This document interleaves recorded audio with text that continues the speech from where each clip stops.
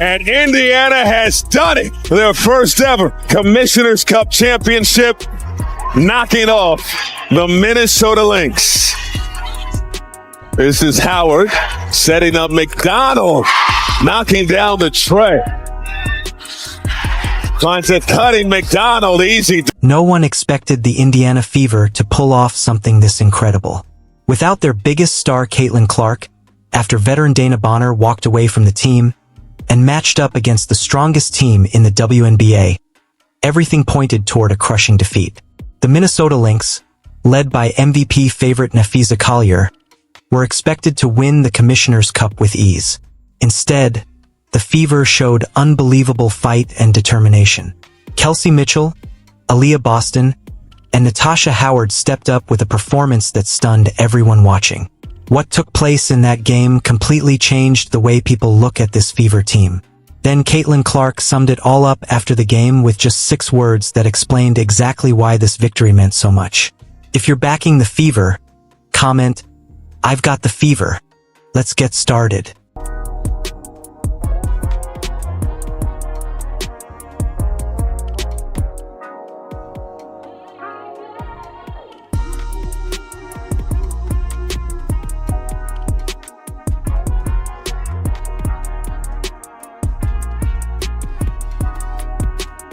Now imagine the scene. The Indiana Fever arrived at the Target Center for the first Commissioner's Cup final in franchise history, while their roster was badly depleted. Caitlin Clark, the second-year superstar who had carried the team throughout the season, was forced to watch from the bench for a third straight game because of a lingering groin injury. This wasn't just another player missing from the lineup. She was their top scorer, their best playmaker, and the main reason fans filled arenas everywhere they played. And her status, just how did she look? How did she feel today during shoot around? And is she making progress and getting closer playing? She's making progress. She's making progress. You know, I think, again, top of mind, I think I told you this afternoon, is just long term. You know, making sure that we don't have any setbacks. You know, making progress and feeling good are two different things. And we want to make sure that she feels good. We want to make sure that she's confident. We want to make sure that we're not putting her in a position to have any setbacks. And that's the priority, right? The Fever were also missing even more important pieces. Damiris Dantas was far away representing her country in the FIBA AmeriCup, creating another major gap in the team's rotation and making an already difficult situation even tougher for Indiana. Listo. Hey Fever, good luck. I miss you. Then there was the Dawana Bonner situation that caught everyone completely off guard. The Fever signed the experienced veteran during the offseason to bring leadership and stability to the roster. But after appearing in only 9 games, she walked away from the team and was waived. It was a shocking move, especially at a time when her teammates needed her support more than ever. Dawana Bonner was brought in for leadership. She was brought in for leadership. And do you want to know all that these young players learned from her? If things don't go your way, refuse to show up. Continue to get paid a max contract while you are sitting out, refusing to play. She got benched, she couldn't handle it, I want out. She's not playing well, she's getting criticized, I want out. Now consider the opponent standing across from them. The Minnesota Lynx weren't simply a strong team. They had been the best team in the WNBA all season with an outstanding 14-win record before this matchup. As the defending Commissioner's Cup champions, they were playing at home with MVP favorite Napheesa Collier leading the way. Every seat in the arena was filled as fans expected another championship celebration. Las Vegas sportsbooks listed the Lynx as 14-point favorites. 14 points. Before the opening tip, most of the basketball world had already counted the Fever out. Analysts everywhere predicted a one-sided game and insisted Indiana had no chance against Minnesota without their biggest stars. Look pretty flawless, you know, in the way that they're playing. And I don't know if different is the word as much as they look even more connected. You know, they're a team that was connected a year ago. But really the nuance of having each other's back on the defensive end, of knowing where your teammate's going to be, you know, discipline to coverages, the connectivity that they have on the offensive end of the floor. I mean, the way that they move with and without the ball, the way that the ball moves makes it really tough to cover. You know, I often say that offense is like a dance, and they are flowing, man. They are making music, and there's no doubt about it. So we have to try to be disruptive, and we have to try to take them out of that. Things quickly started falling apart. Without Caitlin Clark, the Fever looked like a completely different team. They had dropped 3 of their last 5 games before the Commissioner Cup final, letting big leads slip away in games they should have finished. Their offense became slow and predictable, taking away the energy that had made them dangerous all season. The smooth ball movement disappeared. Players began trying to win games on their own instead of playing together. It was easy to notice. Rather than making the extra pass, they settled for difficult shots. Instead of trusting each other, everyone tried to carry the team alone. It no longer looked like the same Fever squad fans had enjoyed all year.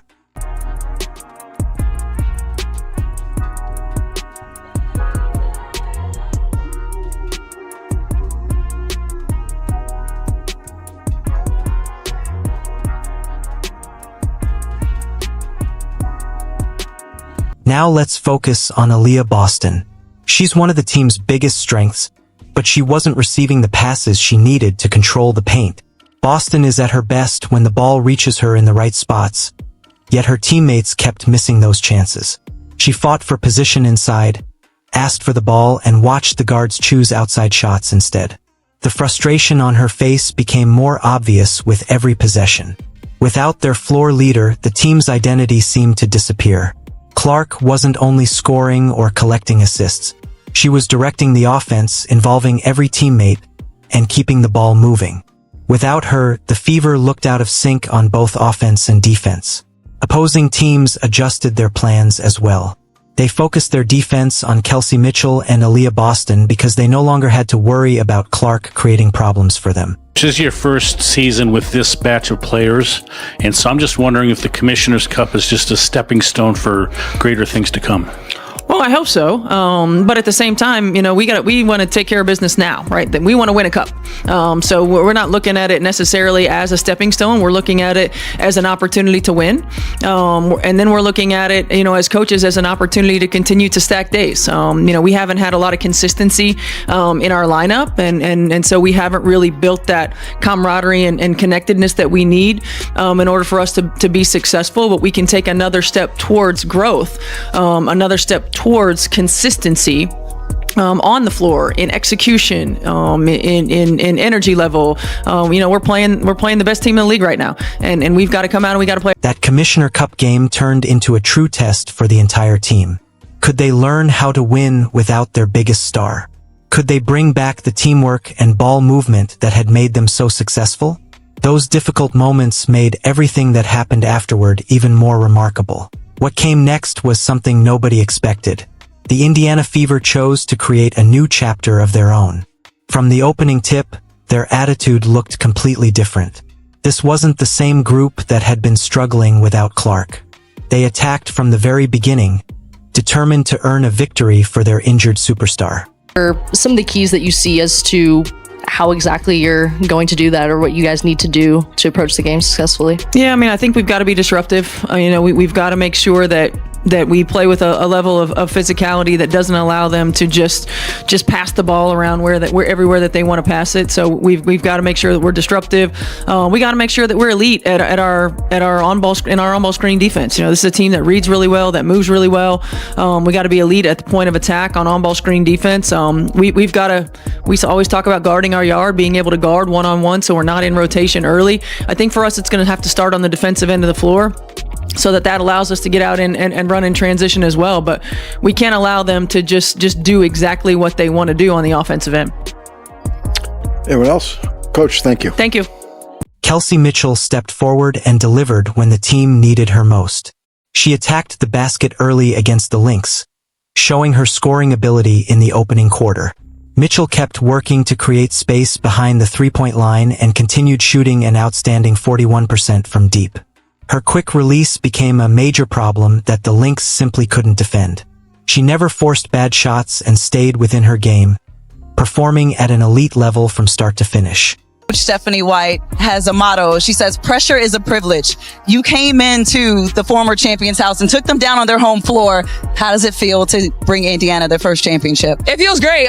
We knew that we had to come in here with energy. We know that they're a great team and they were going to go on runs. And so for us, it was about containing those runs and then going on our own. The most exciting part came when Aaliyah Boston finally started getting the ball in the right positions and showed exactly what everyone expected from her.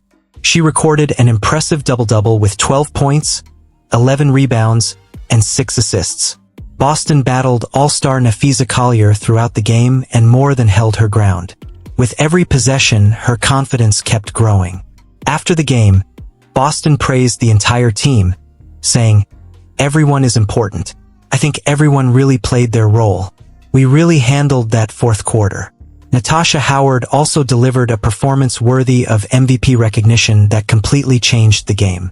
She earned the Commissioner's Cup MVP award after finishing with 16 points, 12 rebounds, 4 assists, and 2 steals. You the confidence to come in here and take down this team on their home floor? We knew we were capable. God has equipped us. And so for us about coming in here and doing what we know what to do, I think the entire game, coach just continued to instill that confidence, continue to tell us take it one possession at a time, and we did that. The game plan was obviously to wall off the paint against you and Tosh, but both of you guys finished with double-doubles. How did you guys get freed up? And for you especially, how'd you get going late in this game? I mean, it started with Tosh. Tosh, that entire first half and even that entire game, just really took it to them, made them have to guard. And so with her attacking from different angles, they had to space out a little bit. And that fourth quarter, I was able to score. And finally, Aaliyah, what are you going to do with your prize money? That's for me to know. Congratulations, lady. Howard was flawless at the free throw line, making all 8 of her attempts and staying calm in every pressure moment. Her defense made a huge difference as well. She spent much of the game guarding Nafisa Collier, forced her into difficult shots, and helped create 5 turnovers. When the Fever needed someone to take control, Howard stepped up with a dominant performance from start to finish. Corrals it out to Cunningham in the corner, got the 3. Indiana on top. Sophie Cunningham gave the team the energy it needed after coming off the bench. She made a big impact by scoring 13 points and grabbing 7 rebounds, while knocking down 3 important three-pointers that helped the Fever erase an early deficit. Her timely plays lifted the entire team and had the fans celebrating every big moment. Lexi Hull also came through with several important plays that proved she deserved to be on this stage. She made the most of every chance she got and never backed down. New addition Ari McDonald also made an instant difference, scoring 12 points and providing the exact boost the team was looking for. Her return to the lineup came at the perfect moment and helped change the flow of the game. Howard finds a cutting McDonald, easy deuce. Beautiful read by Natasha Howard. And Ari McDonald, that opened up the three-point shot. Howard the steal. Open floor in front of her. Got the lay. Indiana battling. This crowd is quiet. Natasha Howard is a former Defensive Player of the Year, knows the ball is coming to Nafisa Collier, just gets that deflection, gets going in the open court, and it is all Indiana in terms of the momentum in this. The Fever suddenly looked like a team fully connected again, moving the ball with confidence and playing together on every possession. 5 different players reached double figures, showing how balanced their offense had become. Their passing was sharp, and their defense completely shut Minnesota down. They held the Lynx to only 39 points across the final 3 quarters and kept them to just 34.9% shooting. The momentum briefly shifted when the crowd at Target Center came alive as the home team cut the lead to 7, forcing an early fourth quarter timeout. But the Fever answered right away with 2 baskets from Boston and another from McDonald. They never gave Minnesota a real chance to make a comeback. In the closing minutes, they showed complete confidence and finished off a stunning 74-59 victory that surprised the basketball world.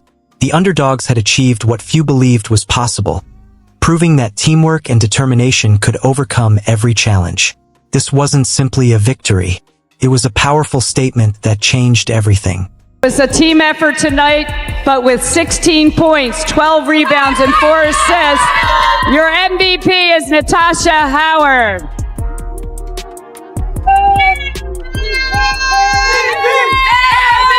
MVP! MVP! MVP! What really happened became clear after the game when Caitlin Clark said 6 simple words that explained everything. Even though she couldn't play because of her groin injury, she stayed involved from start to finish during the Commissioner's Cup final. Clark stood on the sideline cheering for her teammates, sharing advice, and paying close attention to every moment of the game. The WNBA's social media posts showed how locked in she was, proving how committed she remained to helping her team succeed despite being unable to step on the court. Everyone was waiting to hear her thoughts after this stunning win. The excitement kept growing as cameras followed the team into the locker room to capture the celebration. What happened next quickly became the highlight of the night. Up to Mitchell. Mitchell. Over to Cunningham, long range, bottoms! Big time trifecta, Sophie Cunningham. Guys, I just know everybody in the league is sick, Clark said while celebrating with her teammates in the locker room. Then she repeated it again, saying, "That's right. Everybody in the league is sick." Those 6 words summed up exactly what many people were thinking but never openly said. Clark directly addressed the jealousy that had quietly surrounded the WNBA throughout the season. The atmosphere inside the locker room was full of energy and excitement. Video showed Clark joking around with the Commissioner Cup trophy, using it during the celebration and inviting teammates, including rookie Michaela Timpson, to join the fun. That playful moment showed how supportive and connected she remained with the team despite her injury. The Fever fully embraced the feeling that it was them against everyone, and that mindset helped drive this unforgettable victory. Finds Hull beyond the arc. It's score! Holson with the trifecta. And that's how you do it. Over to Cunningham, long range, bottoms! A joint effort across the board. Everyone on this roster did their part tonight. This victory showed that the Fever could still win even when many expected them to lose. The predictions before the game turned out to be completely wrong. ESPN had even prepared a video titled Lynx Dominate Fever to win Commissioner Cup before the game ended. But they had to quickly change it after Indiana pulled off the upset. That alone showed how unexpected the result was. The Minnesota Lynx handled the loss with respect. Head coach Cheryl Reeve admitted afterward, "They just sort of beat us," recognizing how well Indiana played on both ends of the floor. Hearing those words from the defending Commissioner Cup champions showed the respect the Fever earned through their performance. This Indiana team proved it is ready for 2025 and the future. They showed their depth, determination, and teamwork by winning without their biggest star. Once Clark returns healthy, they become an even stronger team. This win became much bigger than one game. It sent a message about overcoming injuries, outside doubt, and jealousy. The Fever proved that real champions keep fighting no matter how many obstacles stand in their way. About so much, hey, you got to have the right approach, don't trick this off, like have the focus. Take me inside that mindset of you guys coming into this game and how tonight was just a collective effort that got it done. I describe this entire experience as a gut check experience, and I mean that intentionally. I mean physically, mentally, psychologically. It was a gut check moment today, and I think for us, it was about making sure we won those moments that mattered. And I thought down the stretch of the game, we did an unbelievable job of just staying together, weathering the storm, and kind of utilizing what we needed to based on our schemes and our personnel from practice. And I thought down the stretch of the game specifically, we bought in. All 5 of us, whoever was on the floor bought in, and I think you guys got to see that. The Indiana Fever sent a powerful message to the entire WNBA by showing what can happen when a team built on heart and determination is overlooked. They proved that a championship mindset is about much more than one player alone. Kelsey Mitchell, Aaliyah Boston, Natasha Howard, Sophie Cunningham, Lexi Hull, Ari McDonald, and every member of the roster stepped up when the team needed them the most. This win showed that 2025 could become a memorable season for this group. When Caitlin Clark returns fully healthy, the Fever will be even more dangerous. They now have the confidence of knowing they can win without her, making them even tougher once she is back on the floor. If you're a Fever fan, comment, "I've got the Fever." Don't forget to like, subscribe, and turn on notifications so you never miss another update. Click the video on your screen and we'll see you in the next one. Above it all. I know it's not a WNBA championship, but to celebrate a championship nonetheless on Target Center on the floor. Yeah, I mean, we have a resilient group. You know, they're tough mentally, physically. They pull for one another. You know, I don't know if it's something that I learned that I didn't already know. It's just I'm proud for them that they can see it come to fruition. Being able to handle the ebbs and flows of the game, being able to give to one another regardless of struggles. I mean, we had some players that were struggling. We had some moments where we struggled, but we still gave to one another. And that's a growth area for our team. I thought like our execution through 3 quarters on both ends of the floor was really good against an outstanding team. I mean, I'm just really proud of the